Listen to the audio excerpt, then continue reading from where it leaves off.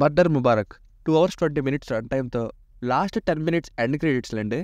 ఆ బోనస్ కూడా తగలబెట్టారు మన మొఖాలకి. నెట్ఫ్లిక్స్లో తెలుగులో రిలీజ్ అయింది.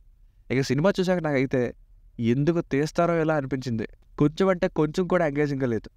సినిమా చూస్తున్నప్పుడు ఎండింగ్ బాగానే ఆలోచించాలనిపించింది. ట్విస్ట్ అయితే ఎక్స్పెక్ట్ చెయ్యం. ట్విస్ట్ బాగుంది, కానీ అప్పటికే నీరసం వచ్చేస్తుంది. కానీ మనం వేరే థ్రిల్లర్స్ చూడమనుకున్నారో ఏమో.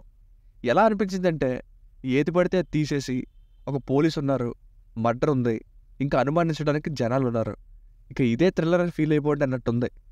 ఎడిటింగ్ చేస్తున్నప్పుడు ప్రోగ్రెస్ చూసుకోరేమో.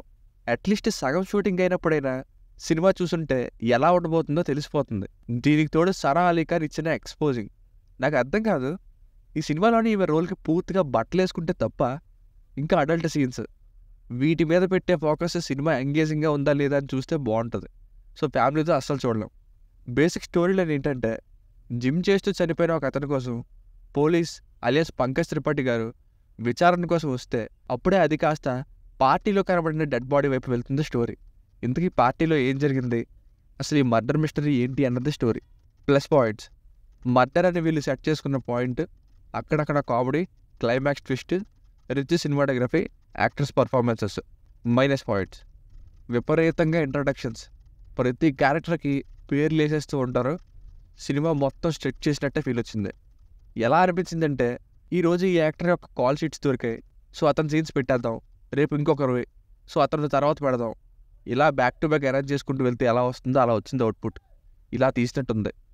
ఒక్క పంకజ్ త్రిపాఠి గారు తప్పితే ఆయన ఇన్వెస్టిగేషన్ చేస్తున్న ప్రతిసారి ఏం జరుగుతుందో కూడా, ఏం చూపిద్దాం అనుకున్నారో కూడా తెలియని విధంగా ఉంది. అస్సలు ఇంట్రెస్టింగ్గా లేదు.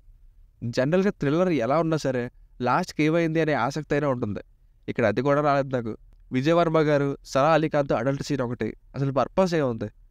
సో ఫైనల్గా మూవీకి వర్డిక్ట్ ఏంటంటే స్టార్టింగ్ బాగానే గ్రాండ్గా రిచ్గా స్టార్ట్ అవుతుంది, బట్ అక్కడి నుండి ఇన్వెస్టిగేషన్ పేరుతో ఎటెటో పోద్ది, మన ఇంట్రెస్ట్ కూడా పోతుంది. It's a boring thriller. దానికి రేటింగ్ వచ్చేసి ఇది నా ఒపీనియన్ 2/5. మీకు కనుక నా రివ్యూ నచ్చినట్లయితే మరిన్ని రివ్యూస్ కోసం మన ఛానల్ని సబ్స్క్రైబ్ చేసుకోండి. Thank you.